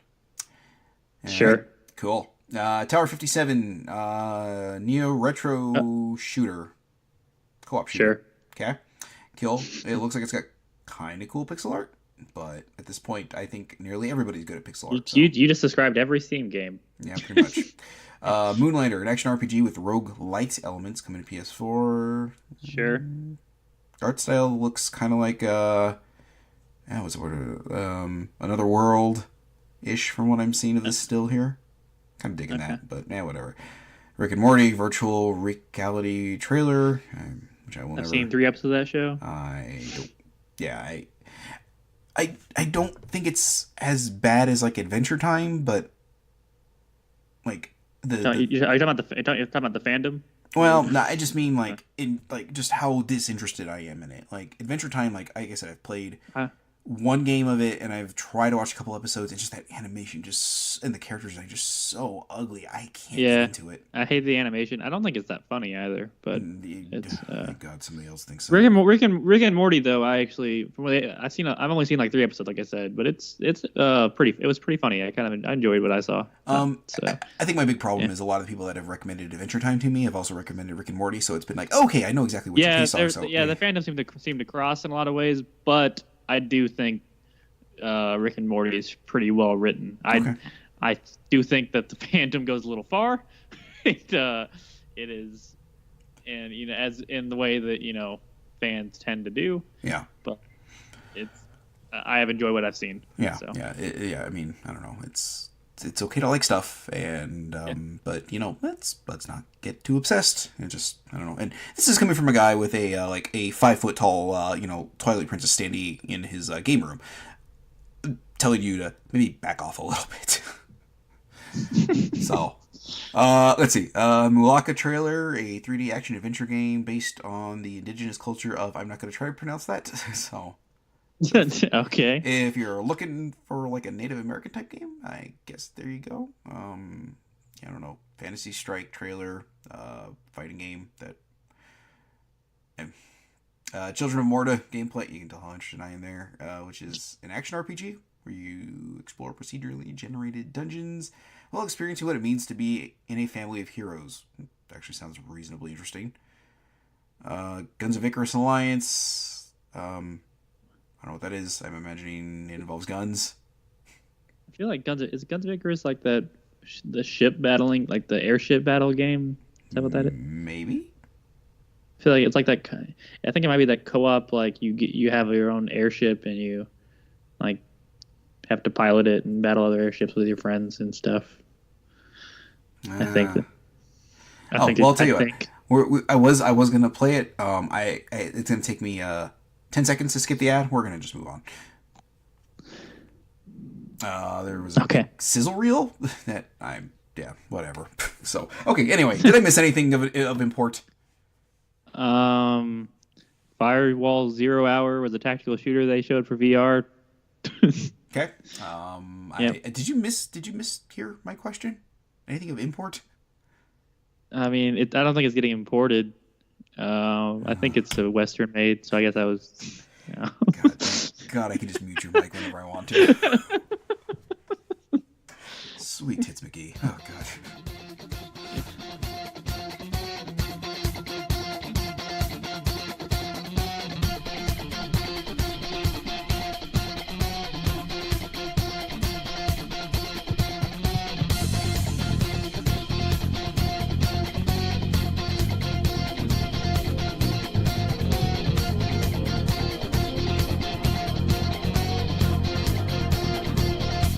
It's not a game, I'm not a robot, and I challenge you.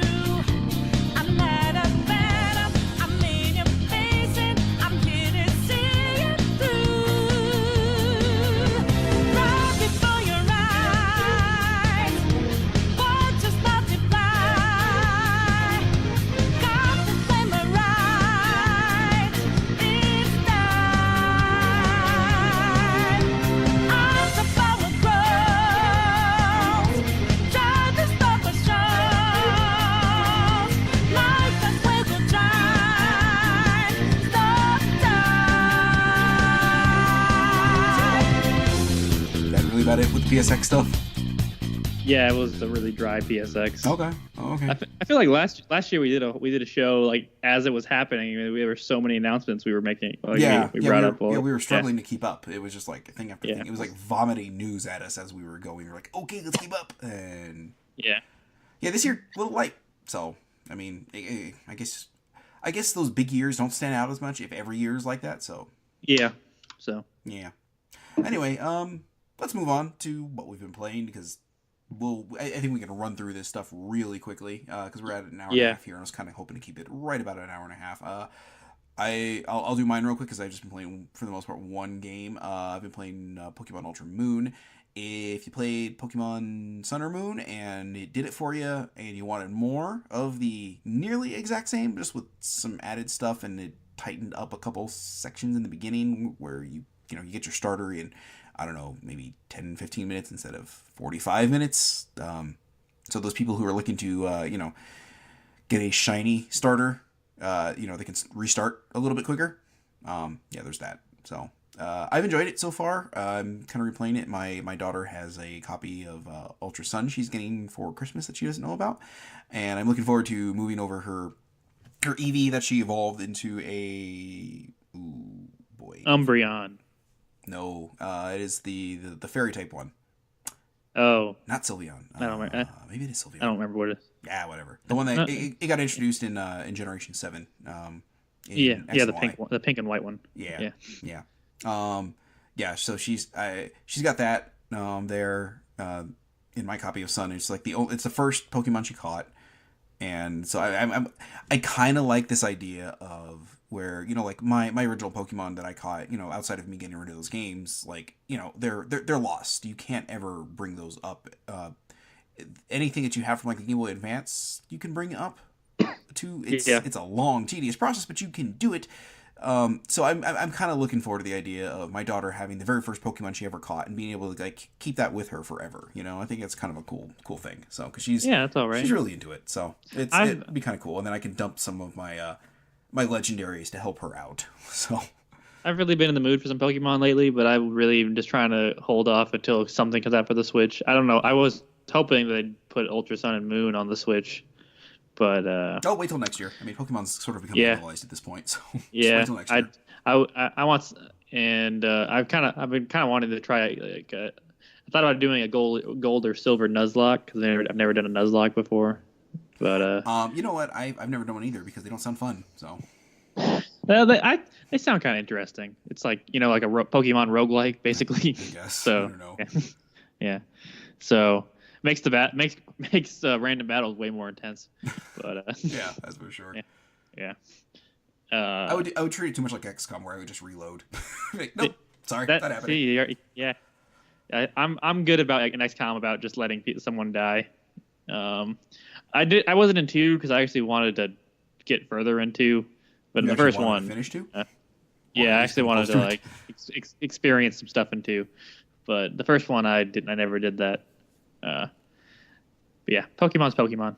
So Okay, so yeah, that's it. Yeah, Pokemon's Pokemon. And I really don't like a lot of the having to get the new Pokemon or the Pokemon they start you out with. So I bred up a couple from the last one and bumped a couple into Pokebank and brought them over as soon as I was able to. So now I've got a team that I can kind of rotate out and handle anything that comes my way. So without really having to worry about leveling up some trash Pokemon that I just end up putting into Wonder Trade for something decent afterwards. So Yeah. yeah. Anyway, real quick. So what have we'll do the Zelda one last. What else Okay. have you been doing? Destiny 2 had a DLC come out. Okay. Curse of Osiris. It's a little on the small side. It's been a little divisive among fans, especially the people that are play Destiny 2 very regularly. They have turned down the game quite a bit because the end game of Destiny is not designed for a lot of repeated play. I feel like they wanted to make a game, like their initial goal, and they've said this before, was to make a game that you could step away from and come back every few months when they release DLC and do the DLC and then wait till the next one comes out. They actually weren't necessarily trying to make a game as a service necessarily, but I feel like a lot of people that play Destiny want to play Destiny all the time. Yeah, that's a pretty common thing. Yeah, whatever. But for me, actually, the way they did it is actually kind of how I want it to be, because I like being able to step away from Destiny like I did for a few weeks, and playing it here and there, but mostly stepping away from it, and come back to this DLC, and I am max level. I don't have to worry about doing it. I don't have to worry about if I'm under leveled or stuff changed too much. Like I can just literally come back to this game and just enjoy the DLC for a couple weeks and then step away from it, because I play a lot of games. I'm different. I'm not like the average consumer. I play quite a bit of games. So for me, it fits how I play games, and I like it. But I totally get why people are upset. Also, one thing that this new DLC actually locked people that didn't get it out of it locked them out of prestige content, which is a hard mode of the Nightfall, which is like a hard mode of the strikes, which are dungeons basically. And then so it's like the highest level of those, and then the highest level, the prestige raid, which is the hard level of the raid, because they raised the power level in this, and I don't think you can get higher without getting the DLC. So I think and people were very upset about that, about getting locked out of content, and I also think it locked people out of trophies in the game too, because the raid is a trophy. And a prestige trophy is the trophy for being something on prestige. So they were upset about that. There were of course rumors going around, people going around the internet like, oh, it locks you out of like way more content than it actually does. Of course, because people get something in their head and then make it up from there. But it's not a lot of content, but it is content, and that's not a good design philosophy when it comes to expansions, especially if there's a trophy involved with it, I guess. But I don't know. Yeah, I've enjoyed the DLC. Like I said, it's been on this light side. The campaign's like 3 to 4 hours, which is pretty normal for their smaller DLCs. And there is only the planet they added, Mercury, is pretty small. It's got a cool like kind of Egyptian theme to it, to go along with the Vex, which are kind of like the time traveling robots. And the Infinite Forest is like a new addition, which like it sounded, when they described it sounded like a cool like procedurally generated like repeatable content kind of thing. But it's only procedurally generated. You can only do like, it's only like accessible in the story, and then heroic adventures, which are cool. They're very hard, which is kind of nice to have some harder content to do with friends, but that's it. You can't just go into it whenever you want to. So yeah, that's probably the biggest disappointment for me. It's just that I've not done the raid layer, which they added, which is like a shorter kind of raid dungeon option than the regular one. So they're trying new stuff like with that, and then but yeah, it's it's an okay expansion. I don't hate it. I'm not like up in arms like some people are. I'm having a good time, but yeah, it's if you were like, man, I really need more stuff in Destiny. I don't think this is gonna solve your problem. This might not be the truth there. Yeah. This is more people like me that don't play it religiously and just want to play it for a little bit every few months. Like play it for a lot for a couple weeks every few months, and then get away from it until like the big expansion in fall next year. That's definitely gonna come. So yeah, that's that. It's definitely not a universally liked expansion. I think I think as much I think a lot of the thing that the original Destiny benefited from was the surprise of what it was and the loop that it created for people. And I think a lot of maybe the blowback that I've seen from this Destiny 2 has been what they changed up, and it wasn't what people wanted. So maybe that was it's what they've done kind of is the first Destiny was very esoteric, and the grind was oppressive in a way that a lot of people didn't enjoy, but those that did really liked it. But they kind of went too far another direction for a lot of people, and that the grind is almost non-existent. Like there's still a grind there, but it's not the same. Like it is. Most people were able to reach max level relatively quickly, depending on how often you played. Like I have when the expansion came out, I had like 2 max level characters and one that was like relatively close. So yeah, the end game. They've yet to figure out like the perfect balance for the end game for people. So that's still a game I really love. I still stand by my review I gave it. I still really like it. But I totally understand complaints and see them. They just don't bother me as much as they do other people. Yeah. Yeah. I can understand that. So yeah. Okay, let's move on. I'm forgetting the other thing. Played some Fortnite. That game sucks. Okay. Fortnite Battle Royale. I should say that. Yeah, I was gonna say maybe who knows? Maybe the other Fortnite's good. Anyway, yeah. I don't want to say who cares, but as someone who likes shooters and multiplayer and likes a good competitive multiplayer game every now and then, I'm very curious about PUBG. I don't have a God, I hate that I call it that now. I hate that name. Yeah, I do too. Honestly, I originally I was just like disgusted about that name. Yeah. I'm like, I will never call it PUBG, but it's like Yeah. I do not want to say PlayerUnknown Battlegrounds every single goddamn time. Yeah. But I do really want to try it. I hope it comes to PS4 eventually, because I don't think I've never really been super interested in getting a PC and playing PC gaming. I just I like game, I don't care that much about frame rate and graphics. Like I notice them now, but they don't. I don't know. It's just I have really no interest. But I like the convenience of a console. But so we made some friends, tried out Fortnite's Battle Royale against my better judgment. But it's free, so why not? It just doesn't the core concept. I really like the core concept of a Battle Royale game, of just like make it to the end, 100 people on an island, make it to be the last one standing. I like that idea, and but I think the mechanics have to feel good, and I don't think the shooting in Fortnite was designed for a game like that. And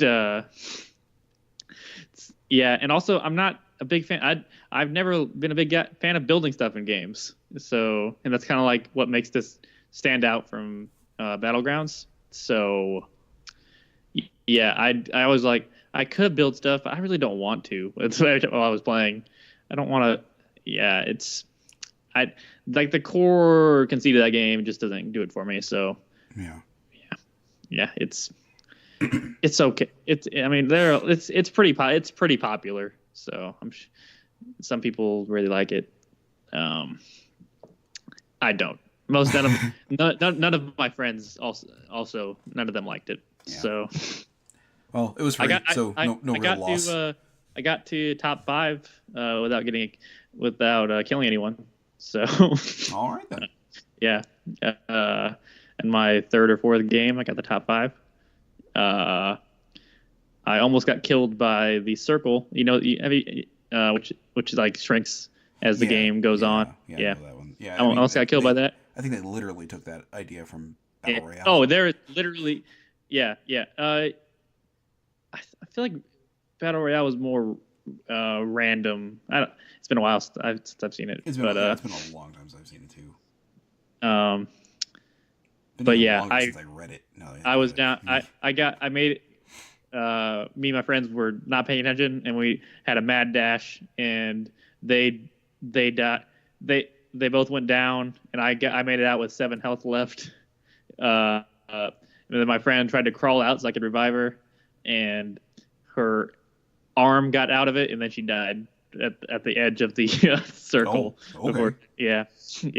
And then I had to, with 7 health left, I made it to top 5. So I was very resourceful, and then we're never gonna play that game again. So yeah, that's Fortnite Battle Royale. All right, cool. All right. Yeah. So let's see if we can run down this Zelda thing in like 5 to 10 minutes, and then this way we can call it a night. Yeah. I mean, I don't have to talk too long about it. It's very good. It's essentially, it's really just more Zelda. It's shrines and combat encounters, and I think there's a new divine beast that you get. I haven't got to yet. It's there's some story stuff to go along with it. With like it's got extra kits, got more cutscenes in it. With Jason's favorite from that game, and yeah, it's just a really good way to remind you how fucking good that game is. Like it starts out like the DLC starts out on the plateau too. Like the stuff you do starts in the plateau, and which is a really clever way to start that DLC because it's a good way to get you back in the swing of playing that game again because the plateau is still, I think, one of the best tutorials in any game. Yeah. So. Yeah, I mean, short of the near idiot-proof teachings of the first 10 feet of World 1-1 in Mario. Yeah. So when Nintendo doesn't hold your hand and just makes a fucking tutorial, they're very good at it. Yeah, or continues to tutorialize the game Yeah. for I don't know, the entirety of it, like Skyward Sword. Anyway, we're talking no shit about Skyward Sword on this podcast. I've put about 3-4 hours into it, and I'm maybe a quarter of the way through all the things I have to do. So it's beefy. And you get I finished the first section, and they seem to be upgrading your champion, the power the champions give you. They give so that's kind of cool. Okay. Those are some so every time you finish one, they upgrade your power. I think it just recharges faster now. I don't know if it gives you more charges yet, but so that's fun. And then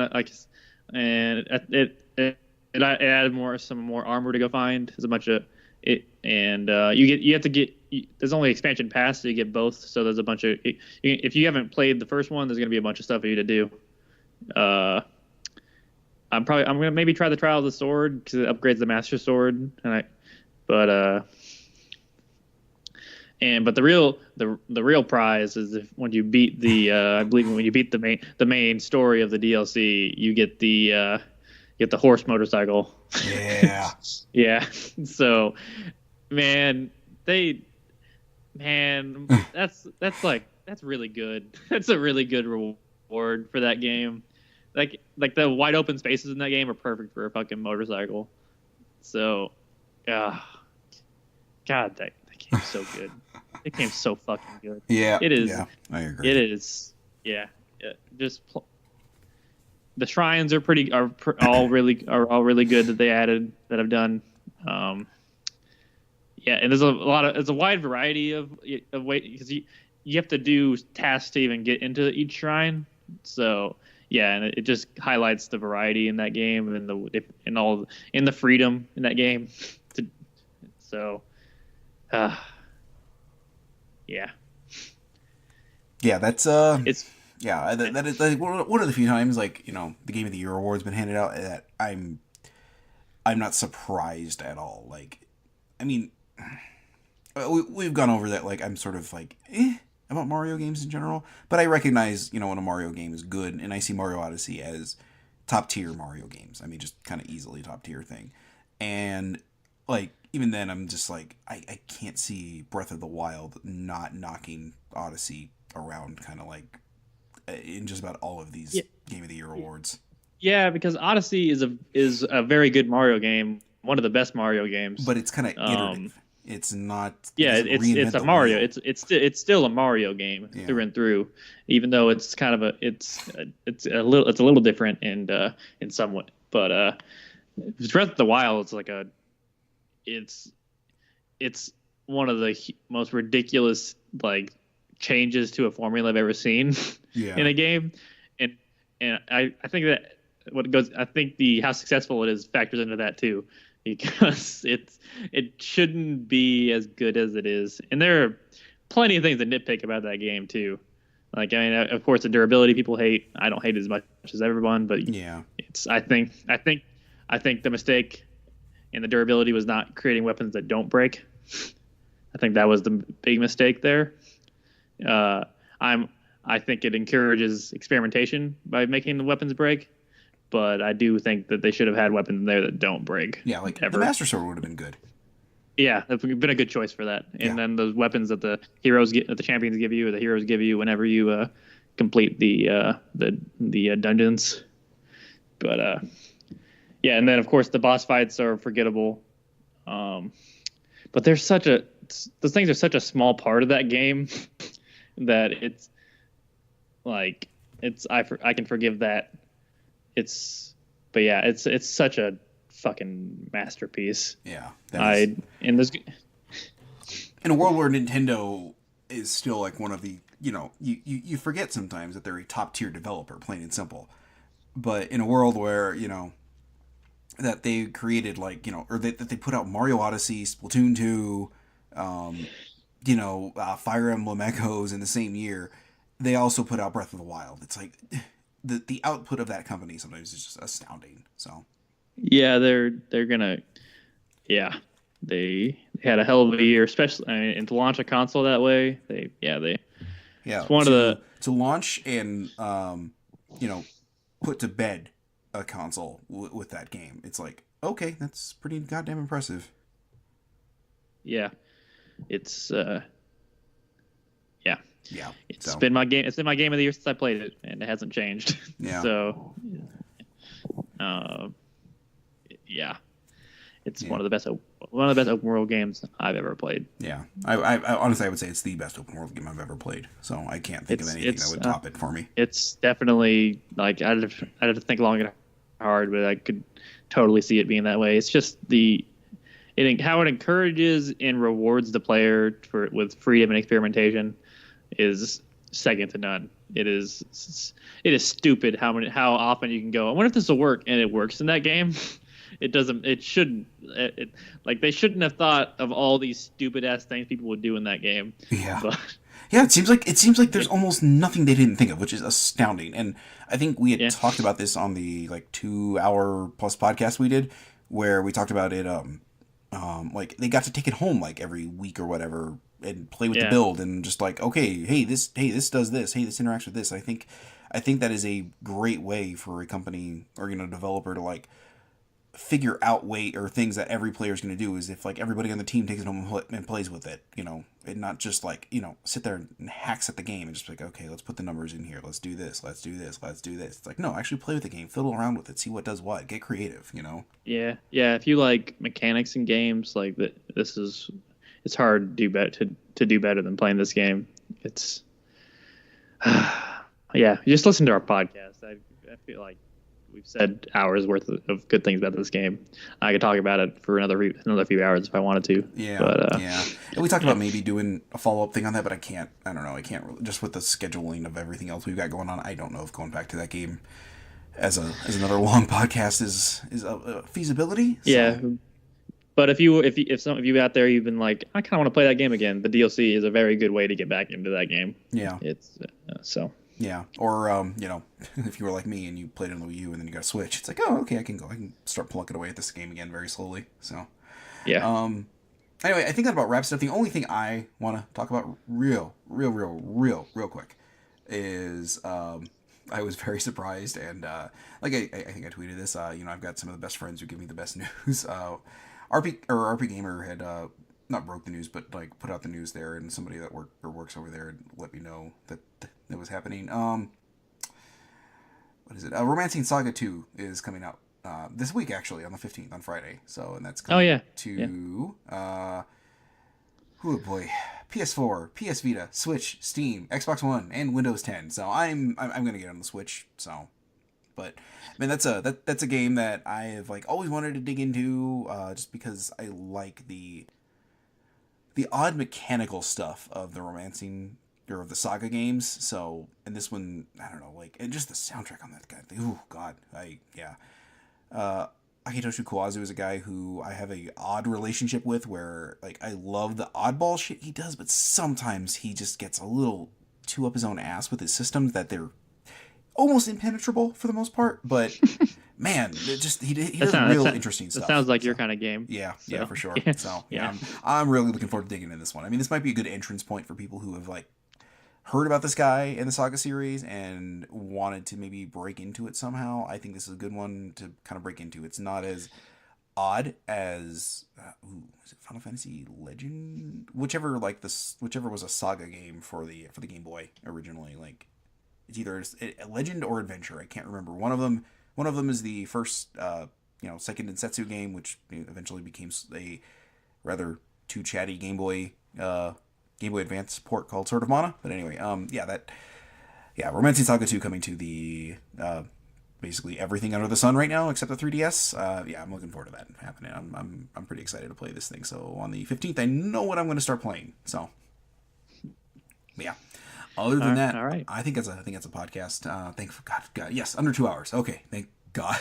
might be right about 2 hours since we get all the music in. But anyway, so thanks for listening. You can find us everywhere on the internet as Games and Junk, one way or the other. If there's any place particular you're looking for us, just go to the website, and all of the social links are on the upper right hand corner. You can follow me personally on Twitter at Jason Ariola. You can follow John Lucero at JohnLucero777. I don't know why I just said your full name there. That was odd, wasn't it? I mean, it worked. Yeah, whatever. Notes, links are in the show notes as they always are. So yeah, if you just want to follow that direct feed there, I guess. I don't know, whatever. I've been taking the time to hyperlink everything I can in there as much as possible. So, anyway, that has what did I end up 19-4? Yes. Yeah. That sounds right. Yeah. So a much improved performance over last year. Thank God. You'd almost think maybe I was a little embarrassed by that, and I really thought about it this time. So. Yeah, you really good showing this year. You really made your family proud. Yep. I'm sure my daughter is in there and just being like, "Yep, I'm not embarrassed at what my dad does for a living. He got 19-4 on that stupid Keighley thing." So anyway, he knows games kind of well. Yeah, so. Yeah. I'm gonna go ahead and go maybe lay down here with Pokemon Ultra Moon for like 15 minutes before I pass out. So yeah, I had a long night at work, so I'm over now and play Monster Hunter World for a little bit. So that kind of Anyway, that's been a podcast, and